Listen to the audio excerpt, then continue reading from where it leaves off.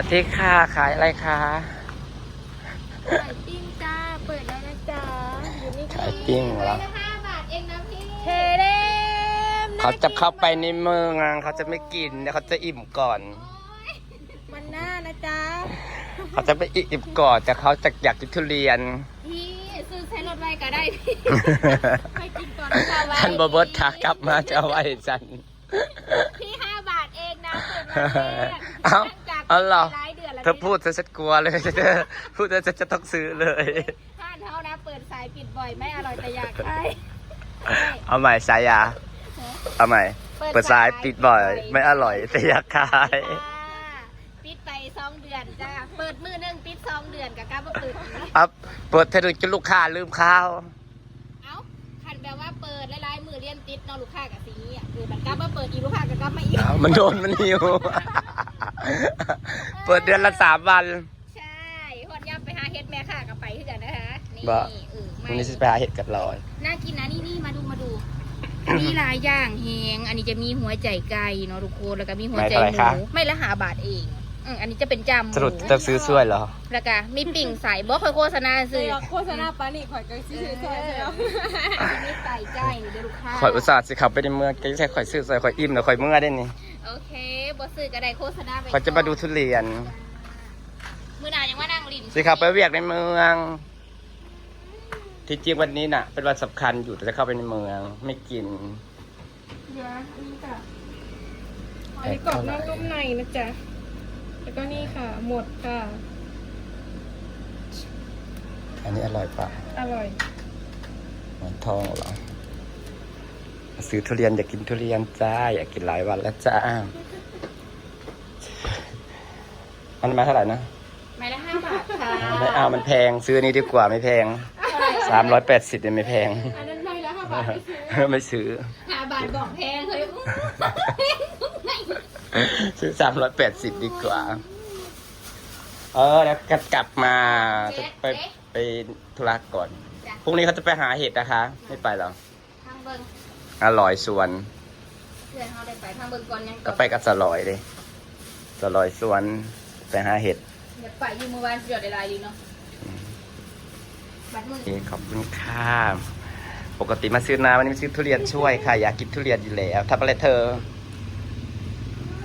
อาริโอไม่ได้จัดวันเกิดหรือจะเป็นวันเกิดเหรอแสดงว่าไม่ได้จัดฉันก็ไม่ได้จัดค่ะ เวอร์เกิดตรงกะเอาเกิด แม่ แฮปปี้เบิร์ดเดย์ทูยูนะคะ Happy birthday จ้า มีน้องขอให้สุขภาพแข็งแรงเด้อร่ำรวยเงินทอง เนาะ วิวปังค่ะ ขอให้มันปังทีเถอะ ปัง พักกันเห็ดอย่างนี้นะ วันเกิดที่ซื้อทุเรียน นี่แหละ ฉันนี่แหละเงินจัดวันเกิดก็ซื้อแต่ทุเรียนเจ้าของกินแหละบ่มีเงิน ป้าเถยแพงละ300 กว่าบาทผมเลี้ยง แต่5 บาทมันแพงไป เจ๊ทำไมพูดแบบนี้เดี๋ยวจังกลับมานั่งสลองวันเกิดก็ได้ บ่ ปีละ5 บาท บ่ อ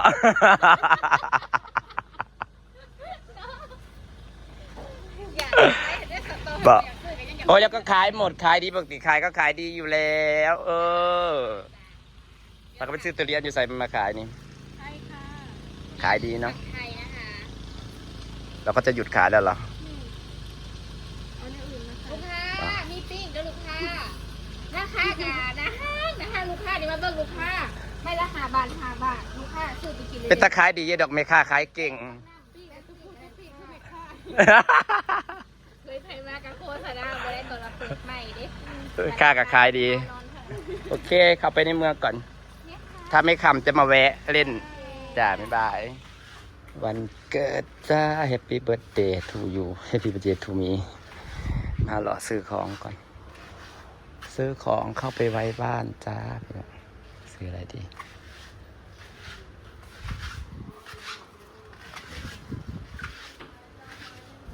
มาหาซื้อของใส่ในเมืองปัสเมืองนะคะวันเกิดกับบริจัดจ้าพี่น้องจ้า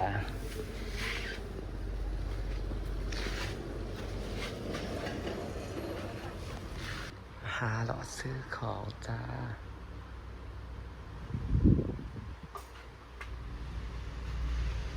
ซื้อของใส่พี่น้องถุงขยะ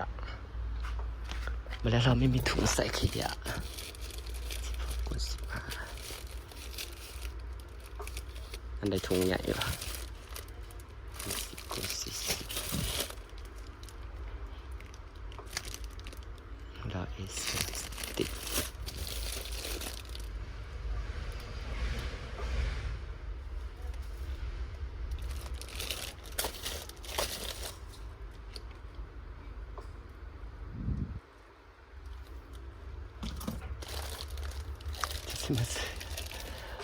เราซื้อของใส่จ้าอันนี้มีก็ซื้อไปไว้เพื่อนข้าวสารนั่งก็ซื้อไปไว้นะเพราะว่านานๆทำมาในเมืองทีซื้อมือน้ำมันแพงมาดูก็บ่ได้น้ำมันแพง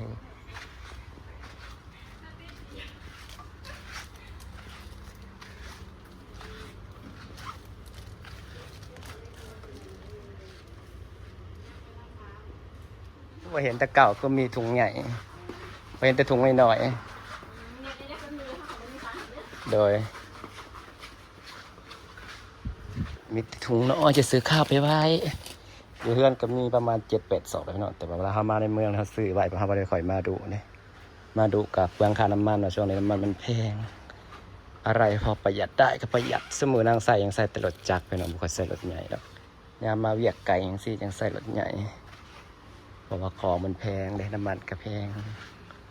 มาก็ซื้อไปไว้ยังก็ได้ที่มันจำเป็นกับข้าวบ่ของกินบ่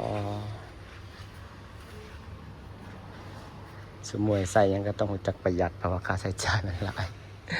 ขนาดเบิร์ธเดย์ยังบริจาคพี่น้องเอ้ยขอให้สักว่ามีมันปะว่ามีปะไม่มีจะซื้อร้านไหน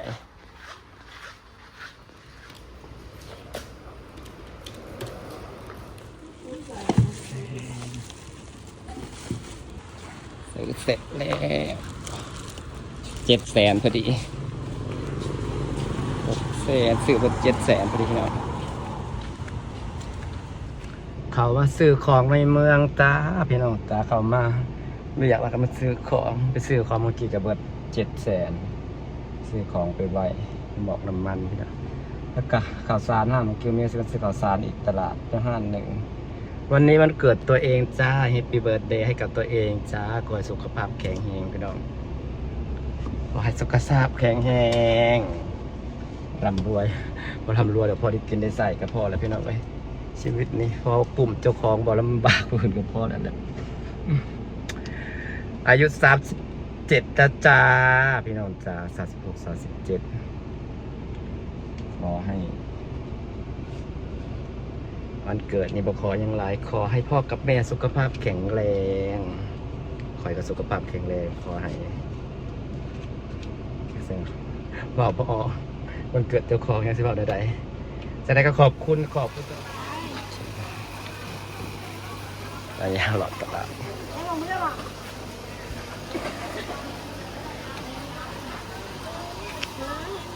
โลเท่าไหร่นี่นะ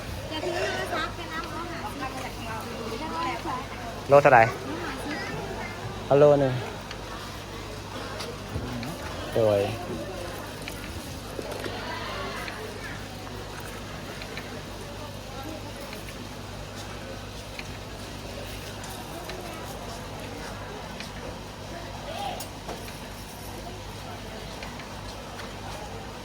ปลาทูโลเท่าไหร่ซะปลาทูน้ำโลหนึ่งซื้อไปใส่ตู้ไว้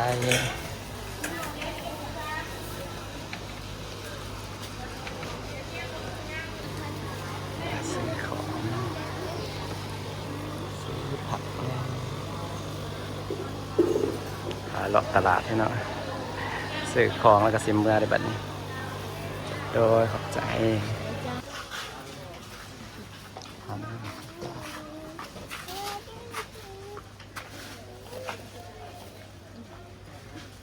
นี่ข้าวเจ้าอยู่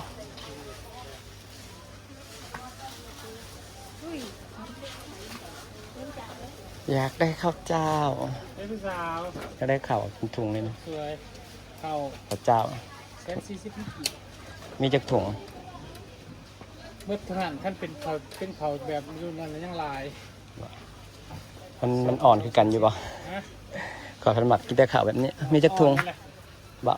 อนลองเบิ้งเอาทงโดดลองเบิ้งมาเนี่ยกินไปเลย มีทุงเดียวนี่ แน่นข้าวสอบบัวเบิดเด้อสั่งข้าวสอบบัวกัน มาเมื่อก่อนอะไรไป10ก็ได้7ถุง ก็สอบ10 โล210 อันนี้นะโลเท่าไหร่ครับเป็นโลนะ เขาขายโล2,010 โลสัก2,000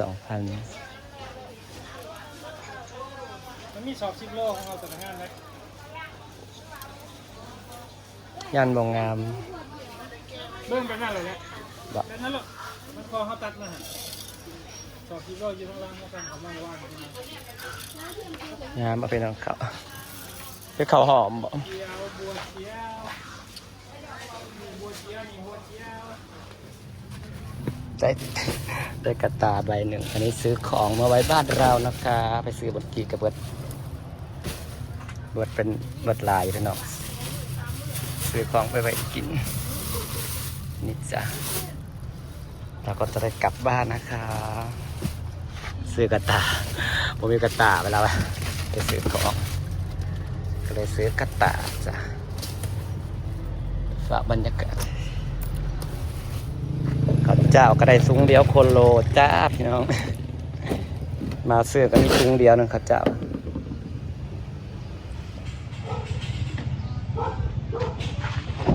ฝากบรรยากาศไปสำนีจ้า